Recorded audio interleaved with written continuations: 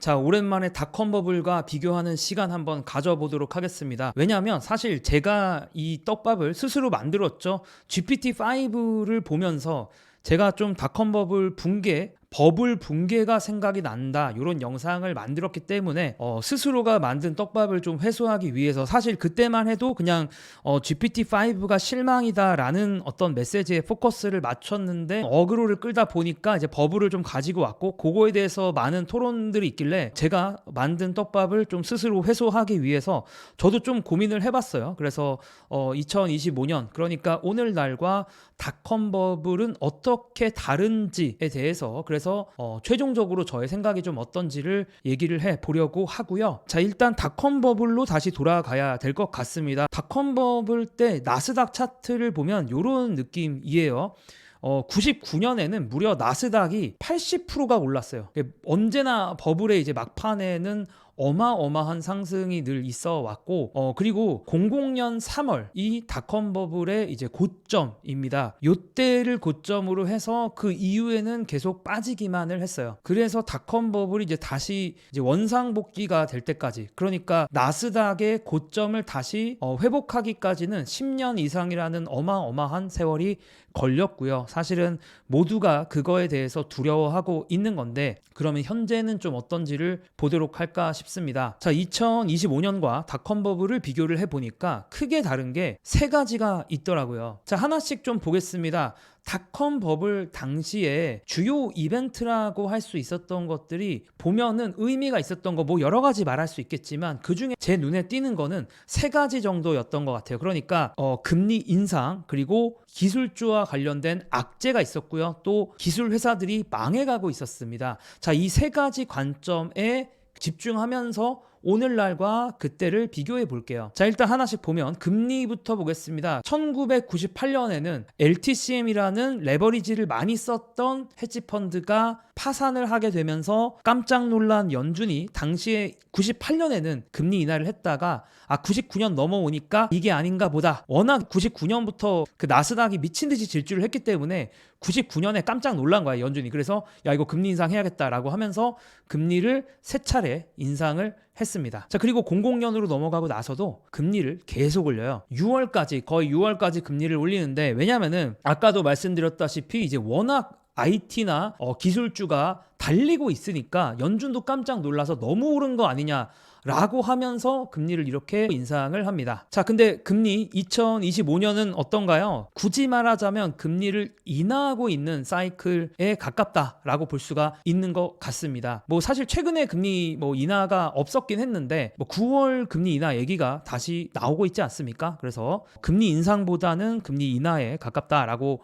볼 수가 있는 것 같아요. 다만 금리가 바뀌려면 물가가 안정적이어야 된다라는 가정도 필요합니다. 그거는 또 다음 기회에 얘기를 좀 해보도록 하겠는데, 어쨌든 지금까지 상황만 봤을 때는 금리 인상기라고 보기는 좀 어렵죠. 그래서 첫 번째, 금리와 관련된 이벤트는 닷컴 버블 시기와 다르다라고 결론을 지을 수가 있겠고요. 자, 두 번째 이벤트는 기술주 악재가 터졌다라고 볼 수가 있는데, 자, 닷컴 버블 당시에 어떤 악재가 있었냐면 2000년도 4월에 마이크로소프트가 반독점 소송 1심 패소 판결을 받았어요. 그러니까 쉽게 말해서 마이크로소프트 보고 야, 너네 반독점 했지? 이렇게 얘기를 한 거예요. 근데 이제 마이크로소프트는 엄밀히 말하면 인터넷과 관련된 기업이라고 보기에는 살짝 마이크로소프트가 애매하긴 한데, 어쨌든 기술 기업인 건 맞으니까 그 당시에도 마이크로소프트도 주가가 질주를 하고 있었거든요. 그래서 이런 마이크로소프트에 대해서 투자 심리가 꺾일 만한 그런 이벤트가 생겼습니다. 그래가지고 당시에 이제 마이크로소프트가 반독점 하던 거는, 마이크로소프트가 원래 이제 운영체제, 그러니까 컴퓨터 딱 키자마자 실행되는 그 소프트웨어를 만들었는데, 그 지위가 있다 보니까 그 당시에 마이크로소프트가 웹브라우저, 인터넷 익스플로러라는 웹브라우저를 끼어 팔기를 하면서 시장의 독점적인 지위자가 됐거든요. 그래서 그 끼어 팔기가 좀 반독점과 아니냐, 그런 것과 관련된 것들이 좀 많았고요. 운영체제 관련된 것들도 있었고, 어쨌든 그런 이벤트들 때문에 마이크로소프트가 소송을 당했고 1심 패소를 하게 되면서 상당히 투자 심리가 꺾이는, 그러니까 기술주의 대장에게 뭔가 나쁜 이벤트가 있었는데, 자, 2025년 어떤가요? 비슷한 이벤트, 굳이 말하면 딥시크라고도 얘기할 수가 있을 것 같고, 어쨌든 뭔가 제 생각에는 엔비디아와 관련돼서 뭔 일이 일어나야 되거든요. 근데 이제 딥시크 때는 이제 뭔가 일어나긴 했었는데 뭐 결국에는 딥시크 일은 없었던 것처럼 엔비디아 다시 회복해서 엔비디아 지금 신고가 쓰고 있고, 또 관세와 관련된 것도 굳이 말하자면 관세와 관련된 것도 악재라고 할 수는 있는데 관세도 굳이 말하면 지나가는 중이다라고 봐야 하지 않나, 이런 생각이 들었습니다. 자, 그렇기 때문에 2025년 결론만 얘기했을 때는 기술주와 관련된 투자 심리를 꺾을 만한 악재가 제 눈에는 보이지 않는다, 이렇게 결론을 한번 내보고요. 자, 세 번째 이벤트, 그러니까 닷컴 버블 시기에는 많은 기술 회사들이 자금 조달에 어려움을 겪으면서 망했습니다. 대표적으로는 뭐 패츠닷컴 이런 회사들 많이 이야기를 하죠. 패츠닷컴 뭐 IPO 화려하게 했는데 이제 그 이후에 주가는 그냥 뭐 내려가기만 했습니다. 이때 이제 닷컴 기업의 대표적인 회사라고 보시면 돼요. 굳이 말하자면 이 회사는 그 요즘에로 치면은 추이 같은 회사거든요. 반려동물과 관련된 물건들을 파는 회사다 보니까 이런 추이가 결국에는 패츠닷컴이 이루지 못한 꿈을 이뤄냈는데, 어쨌든 패츠닷컴은 그걸 해내지 못했고 결국에는 IPO 이후에 주가가 빵원으로 갑니다. 그래서 00년에 이제 거의 파산 신고를 00년 말쯤에 하게 되고요.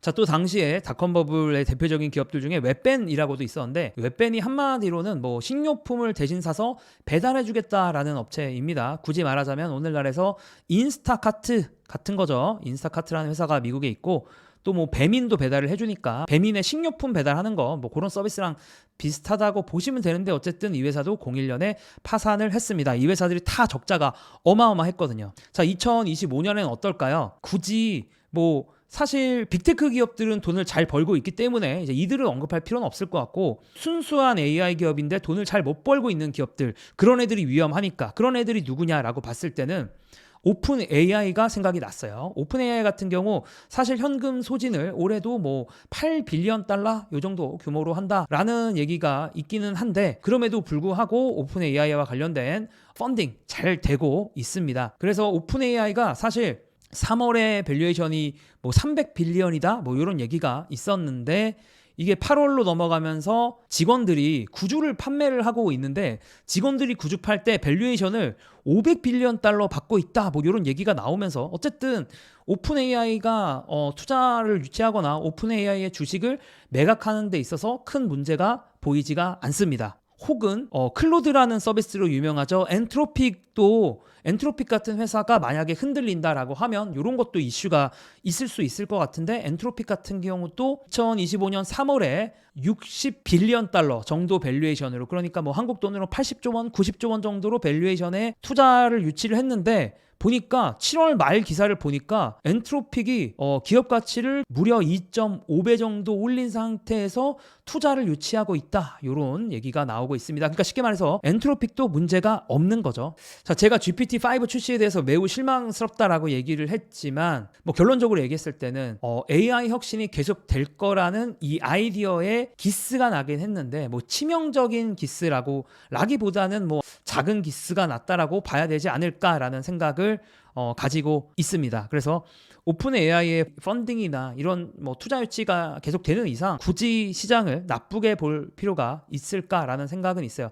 다만 살짝 아쉬운 부분이 있죠. GPT-5는 여전히 아쉽다. 근데 이제 GPT-5 같은 실망스러운 것들이 계속 쌓이기 시작하면 제 생각은 바뀔 수가 있을 것 같습니다. 하지만 아직은 버블 붕괴 이야기하기에는 좀 이른 것 같고요. 자, 그 외에도 AI 버블이 언제 터질까라는 관점에서 여러 가지 지표들을 볼 수가 있을 것 같은데, 뱅크 오브 아메리카의 하트넷은 재밌는 지표를 제시를 했는데, 기술 기업의 회사채 신용 스프레드 확대가 가장 좋은 지표다라고 얘기를 하고 있습니다. 이거 무슨 말이냐면, 쉽게 말해서 기술 기업들이 돈을 빌리는 게 얼마나 쉬운가 어려운가 이 얘기입니다.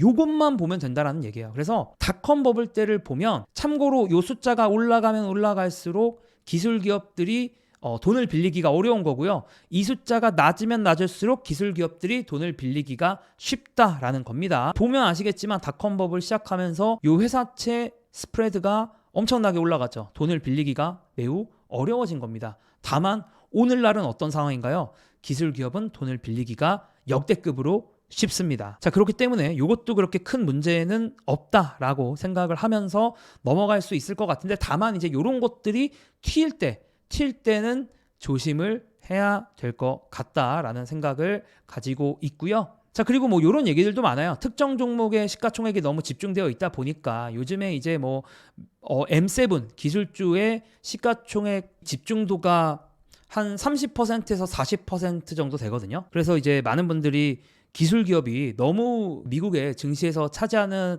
영향이 크다 보니까 불안하다 이런 얘기가 있는데, 자, 재밌는 거는 1800년대 말에는 철도 관련주가 주식시장에서 60%까지도 차지한 적이 있더라고요. 그래서 집중만 봤을 때는 이렇게 집중이 심한 적도 있으니까, 물론 뭐 좀 옛날이긴 하지만, 그래서 이런 걸 봤을 때는 30, 40% 집중도 정도는 그렇게 부담스러운 건 아니다 이런 생각도 들더라고요. 자, 그리고 또 이런 통계도 있긴 합니다. 보통 상승장이 이제 어느 정도 가는가라고 했을 때 미국의 상승장은 평균적으로 70개월 정도 가거든요. 그런데 지금 상승장이 아직은 20개월 정도, 이렇게 뭐 22년도 정도가 하락 그 바텀이라고 하면은 지금 이제 막 이제 2년 조금 넘었거든요. 그래서 아직은 뭐 20개월, 30개월 정도 간 상태여서 지금 상황만 봐서는 뭐 그렇게 부담스러운 상승장의 랠리가 길게 계속되고 있지는 않다라고 얘기할 수가 있을 것 같습니다. 다만 제가 뭐 신이겠습니까? 뭐 제 말 너무 믿으면서 매크로 투자는 하지 마시고요. 제가 생각하는 부분들을 그냥 솔직하게 가감없이 말씀을 드리는 거고요. 다만 투자해서 이제 과거와 오늘날이 완전히 똑같이 반복되지 않기 때문에, 그러니까 뭐 우리가 늘 어떤 뉴스가 있는지 뭐 어떤 상황이 벌어지는지를